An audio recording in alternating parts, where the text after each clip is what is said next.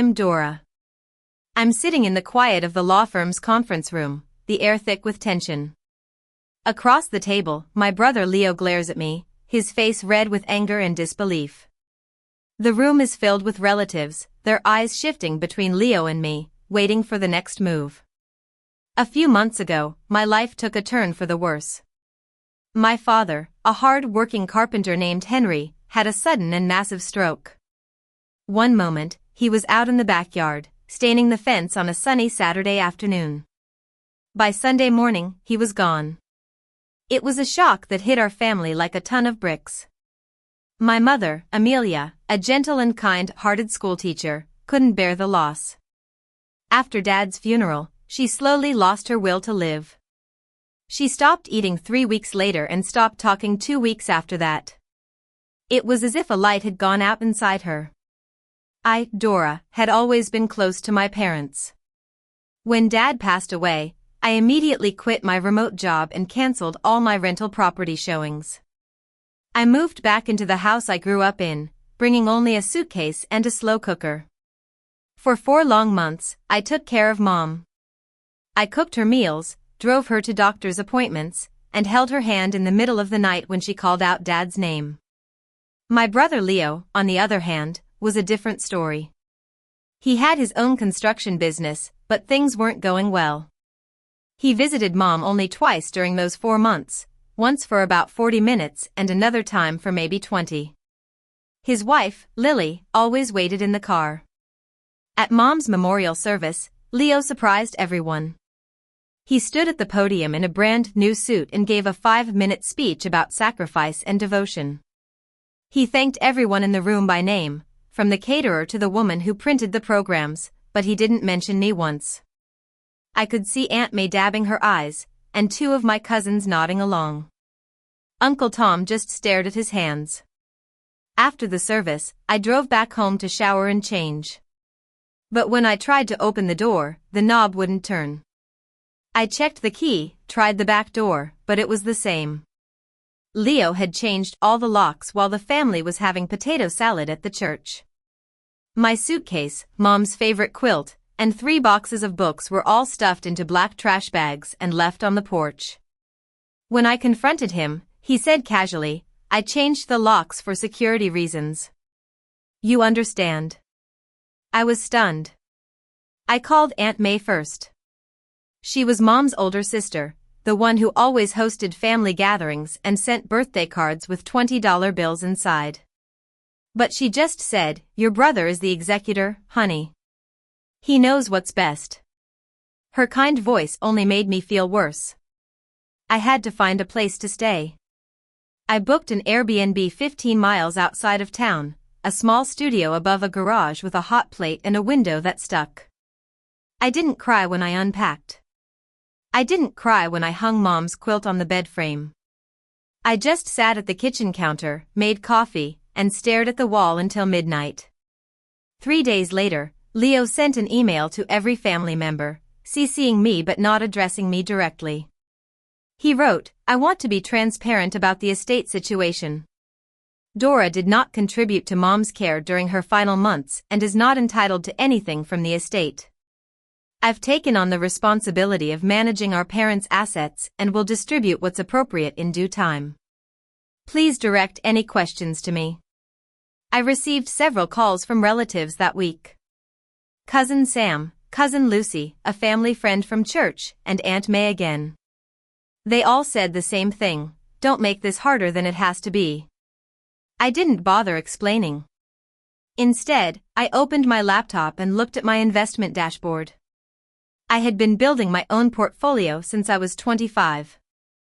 I had 5 properties with 12 active leases and a brokerage account.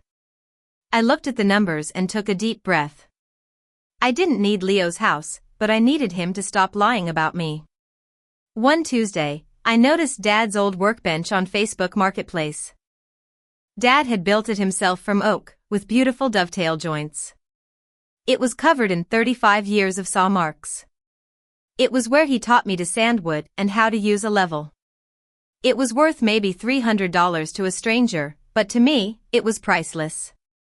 Leo listed it for $100. Then Mom's antique china cabinet appeared, followed by the standing mirror from the hallway and a set of cast iron pans Dad had bought at an estate sale in 1998. By Thursday, half the house was up for sale. Uncle Tom called me that evening. He was a quiet, retired mechanic. His voice was different this time. "Did you know your brother is selling your dad's workbench?" I held the phone so tightly that my knuckles turned white. He continued, "He told me it's for estate expenses, like taxes and maintenance." I asked, "Is that what you think?" There was a long pause, and then he said, "Your brother owes a lot of money, Dora." I heard it from his supplier, the one who did the concrete work on the Smith job. Leo never paid him, about $400,000. I sat down on the edge of the Airbnb bed. The springs creaked. Uncle Tom said, "His company is in trouble. It's been like this for a while. Something doesn't add up." I thanked him and hung up. I sat in the dark, thinking about what Leo was doing. He wasn't grieving, he was liquidating everything to cover his debts. Then, on a Friday, I received an envelope. It was heavy cardstock with an embossed return address. It was from a law firm, Thompson & Reed.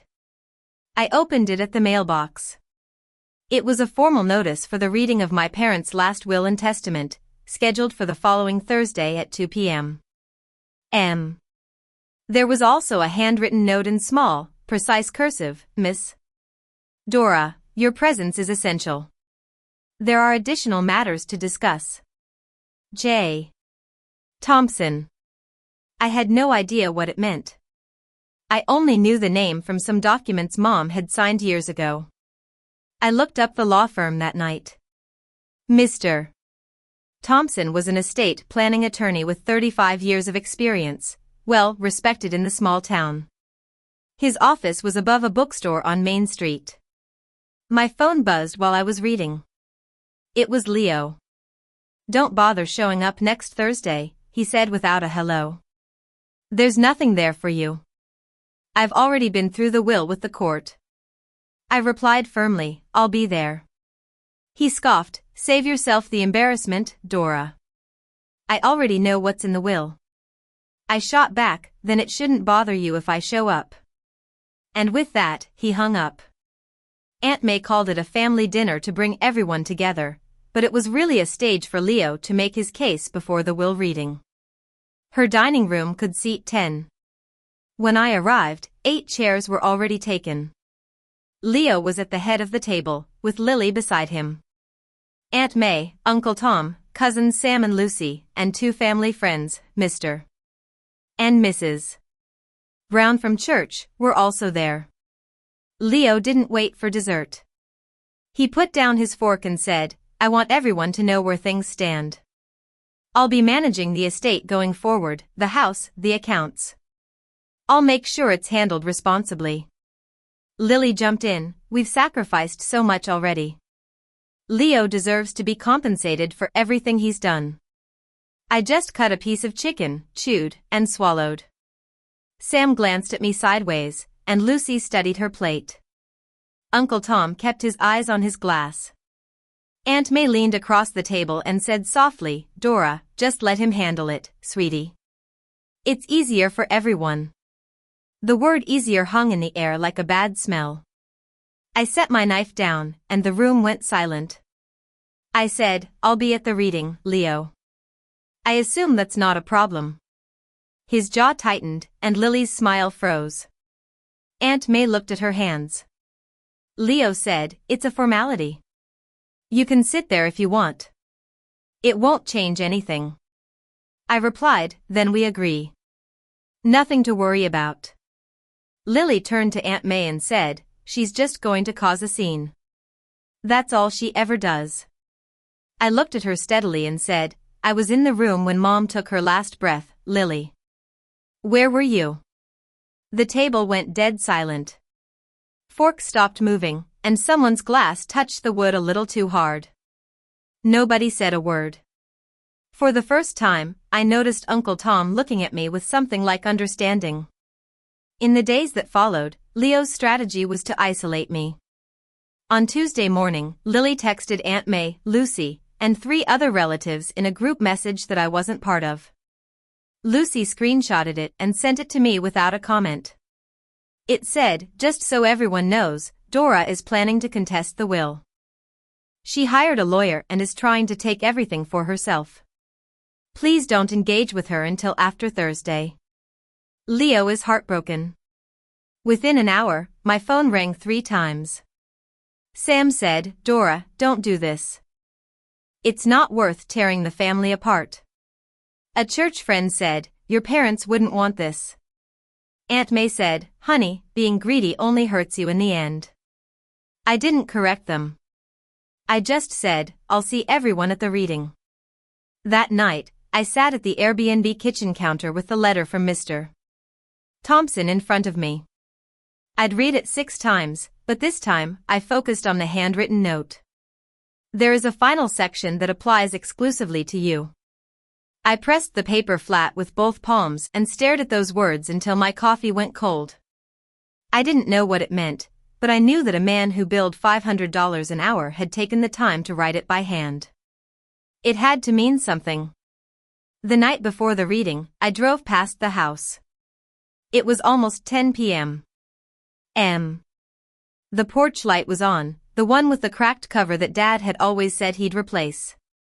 Leo's truck was in the driveway next to Lily's car. The curtains in my old bedroom were new, a darker fabric that I didn't recognize. I parked across the street and turned off the engine. I sat in the dark, thinking about Dad teaching me to fix the fence when I was 16, and Mom's homemade pies on Sunday afternoons. I didn't cry. I just drove away.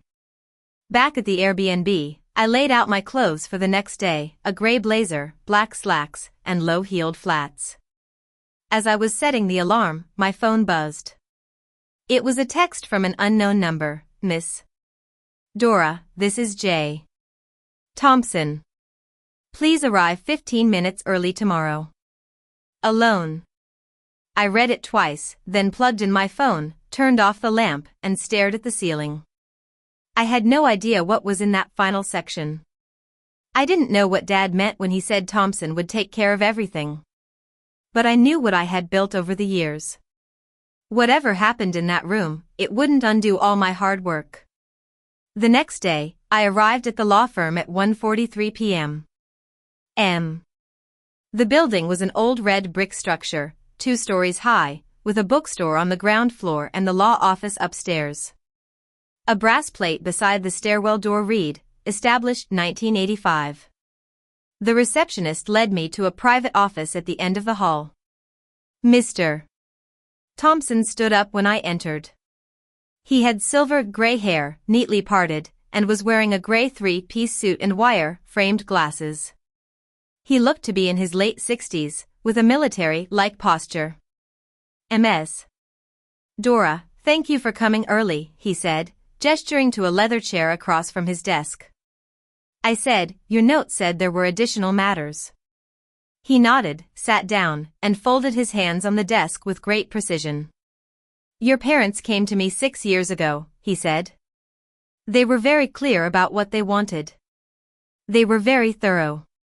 He opened a drawer and took out a sealed manila envelope, thick and with a notary stamp in the corner. He placed it in front of me. "Don't open this yet. When the time comes during the reading, I'll tell you." I picked it up. It was heavier than I expected. I asked, "Did my brother know about this?" He shook his head. "Your parents requested complete confidentiality. That request extended to all parties, including other beneficiaries." I held the envelope with both hands. The seal was unbroken. He said, "I promised your mother I would do this correctly. I intend to keep that promise." He didn't say more. He just put his glasses back on and stood up, signaling the end of our private meeting. I followed him to the conference room, the envelope pressed against my side like a second heartbeat. The conference room had beige walls, fluorescent lights, an oval mahogany table, 8 chairs, and a water pitcher that no one touched. A framed print of a courthouse hung above the credenza. I took a seat near the window, with the envelope in my lap under the table. Leo and Lily arrived at 1:56. Leo was wearing a charcoal suit that I'd never seen before, and Lily was in a fitted navy dress with pearls and full makeup. They looked like they were going to a business deal. Leo spotted me and paused for a second, then grinned. "Surprised you came," he said loudly. "This will be quick. Don't worry." Lily leaned over to Aunt May and said, "She's just here to make a scene. You watch." Aunt May said nothing and just folded a tissue in her hands. Uncle Tom came in next and gave me a quiet nod. He sat to my left. Then Sam and Lucy entered, followed by Mr. and Mrs. Brown, who sat near the door as if they weren't sure they belonged. There were 8 people in total, plus Mr. Thompson. While Leo was shaking Mr. Brown's hand, Uncle Tom leaned in and murmured, "His supplier filed a lien last week. The concrete guy. It's public record now." I glanced at him, and he stared straight ahead. He added, "He's in deeper than anyone knows." Before I could respond, Mr. Thompson entered the room carrying a large document box. He set it on the table with a thud that made the water pitcher tremble. The room went silent. Leo straightened his tie and checked his watch. "Let's get this done," he said. "I've got a meeting after." Mr. Thompson didn't smile. He opened the box and began with the formalities, the date of execution, the names of the witnesses, and the legal capacity of the decedents. He read slowly, without any emotion, as if he'd done this 100 times and knew no one was really listening to the preamble. Then came the bequests. To my son, Leo Henry, my wristwatch, purchased in 1995, and the contents of my toolbox in the garage. Leo's jaw tightened. To my daughter, Dora Amelia, my wife's engagement ring and the family Bible, inscribed 1965. I felt a lump in my throat. To my sister-in-law, May Smith, my collection of rare books. Aunt May pressed a tissue to her mouth. To my brother, Tom Henry, my gardening tools and the wooden bench on the back patio. Uncle Tom dipped his chin once. There was no mention of the house, the savings accounts, or the investment portfolio. Leo's shoulders dropped in relief. He turned to Lily and said, "I told you." Lily touched his arm. "See?" Leo said, not quite under his breath. "That's it. That's all there is." Aunt May glanced at me with a sad expression and said, "It's okay, honey." I kept my hands flat on my lap, over the envelope, and said nothing. Mr.